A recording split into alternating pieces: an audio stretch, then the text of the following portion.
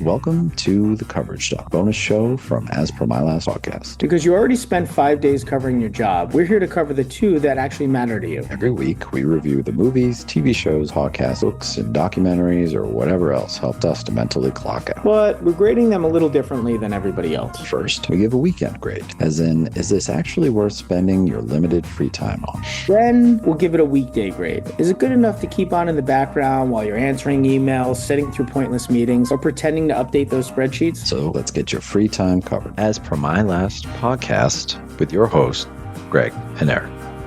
Nice. All right. So this week, I know we did our quick run through during the episode, but Greg, I think you might want to start us off with a movie you saw on Netflix. Yeah, I saw The Last House. What's that about? So this is one of those situations where I put it on as a background thing, and I feel like I missed a lot, but I didn't because it was just so fucking dumb. I'm trying to get the name of the. I'm trying to remember the name of the main actor. He played. Hold on, just give me 1 second. Just trying to get his name.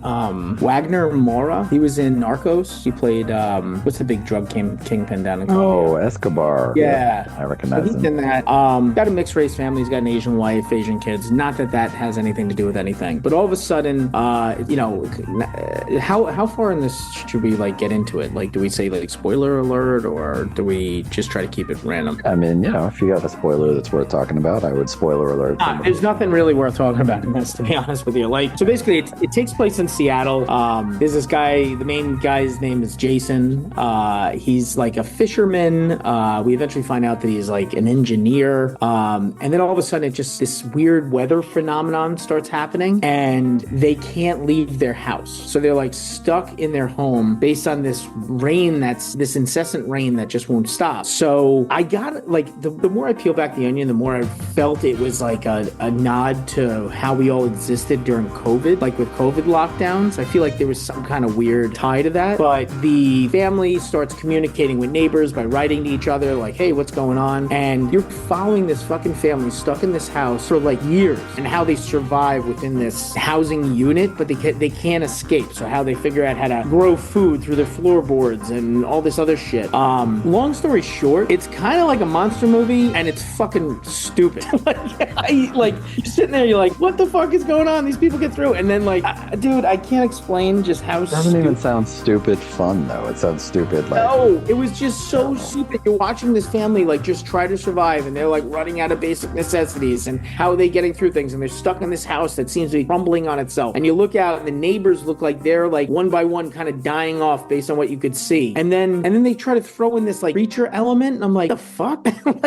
I don't know. It was, D is probably going. I just thought it was so bad. I don't know how to describe it any other way. It was just, don't waste your time watching it. It's fucking terrible. Yeah, sounds terrible. It sounds like that's a fail. That might be downgraded to an F. Yeah, and I'm disappointed because I feel like it was a Netflix. They're just hey, we got this guy who did well in Narcos. He's got a big enough name, even though I didn't know his name was Wagner Moura, but I know his face. And they're we got this concept. Let's give it a shot. And I felt like this was just one of those hey, we're Netflix and we need shit to fill in time. This is going to be one. And I think it's in the top 10 movies, but Jesus, it's bad. I really did not like it at all. I haven't had a chance to read through the comments and everything and get everybody else's feelings on it, but I really did not like it, Eric. I did not like it. That sounds pretty rough. Oh man. All right. So avoid The Last House. The Last House is apparently the last thing you should watch on Netflix. Good to know. I'm the last house that wants to watch it, so Yes. All right. So the next one, I mean, this is a show on Netflix that I watched. I think it was a network show at some point or another called Prodigal Son. It's about an FBI profiler whose father was a famous serial killer, and when the person was a kid, he helped to get his father caught by the FBI. The father is played by this guy. I think his name's Michael Sheen. You would recognize him if you saw him. He's a British actor. actor, really, really, really good actor, actually. He kind of makes the whole show. Like he's one of those guys that's so entertaining that despite the fact that what he's saying is really stupid half the time, you're just like, I could just watch you do whatever, you know? But the funny thing with shows like this to me, and this was true of Blacklist, this was true of, there's so many of these like cliche shows over the years, especially on network TV, where they're like, all right, we were going to have this one person that we all agree is the really, really smart person.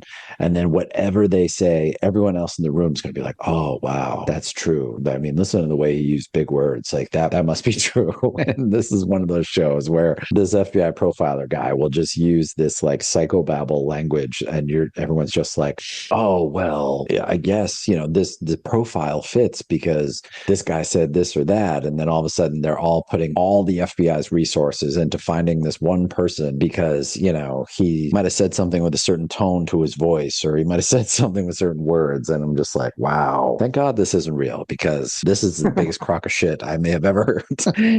But, is it fun? Is it kind of like exciting? And they're always like chasing after somebody. And it's one of those shows where like a lot of these shows on network TV where it's like, if it's a show about murder, everybody in there is a murderer. If it's a show about spies, like everybody on the show is a spy. Like this is kind of one of those shows where everybody on the show is a serial killer or a murderer or something, So like, yeah, but it makes it fun. It's kind of like one of those silly things. Michael Sheen's the guy from, he's from Shaun of the Dead, all those movies. Was he in those? Is that the guy I'm thinking of?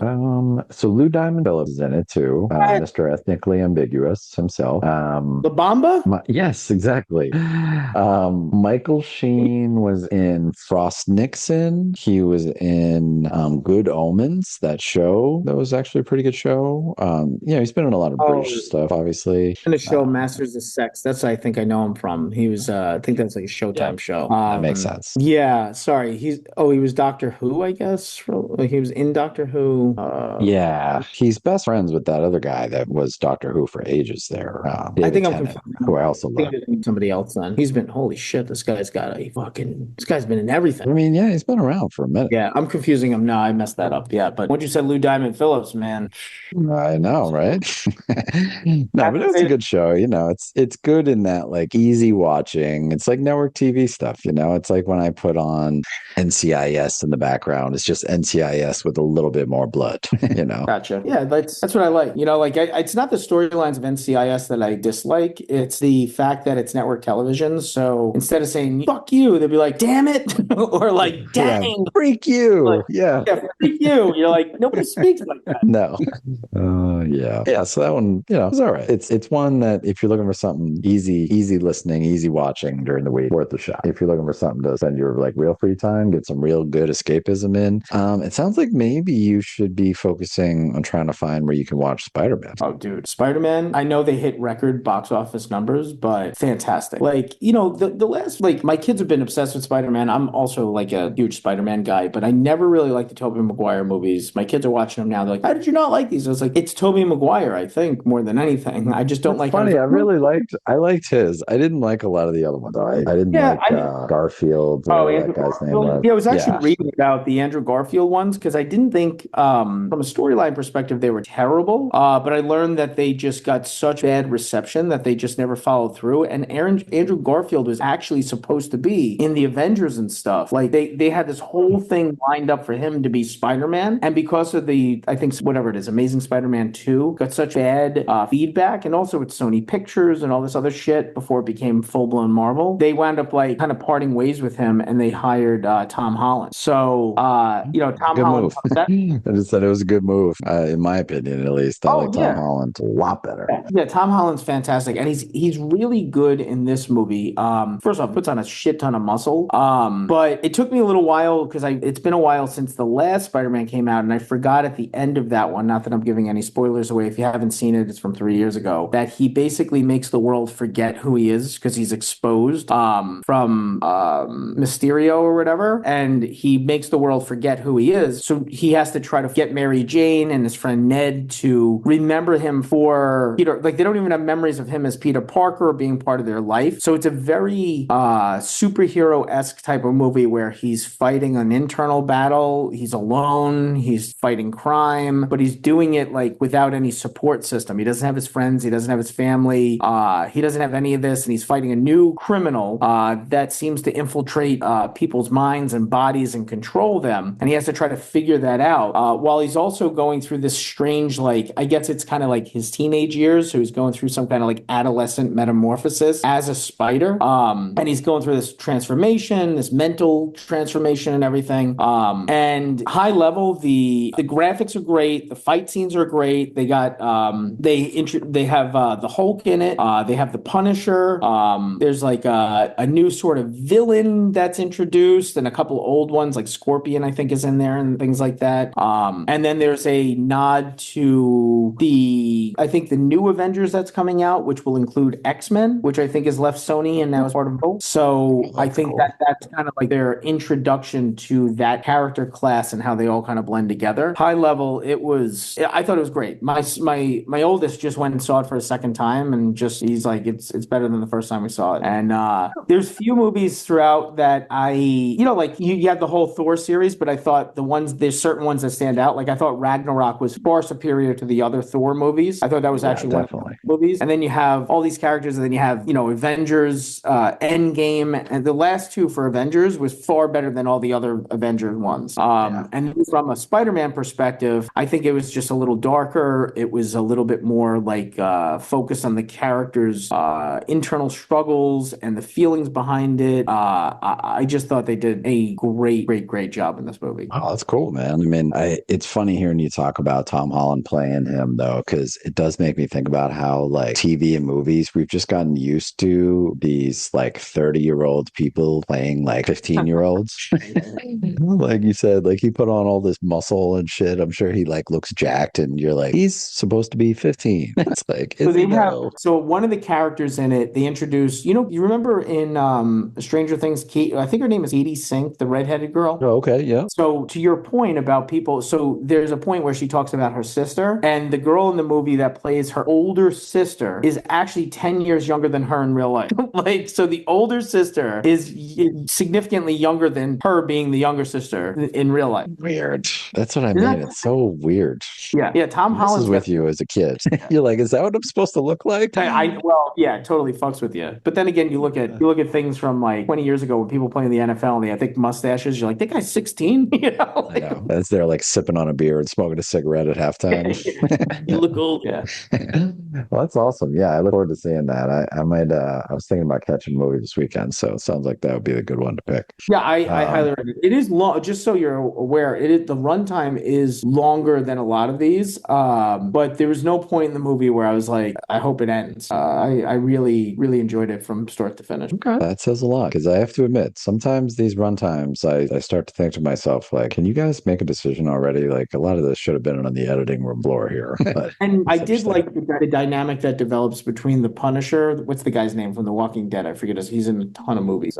Yeah, but Bernthal. John Bernthal, I think. Yeah. So he is the Punisher. Like, I can't imagine anybody else playing that character. Perfect cast for that. Yep. Yeah. And the dynamic and the relationship they sort of build through that, I think, is pretty solid. And, they got their kind of Marvel-y jokes that, in it. So, it's just, you should watch it this weekend. Like that. Nice. Yeah. Punisher is one of my favorite characters.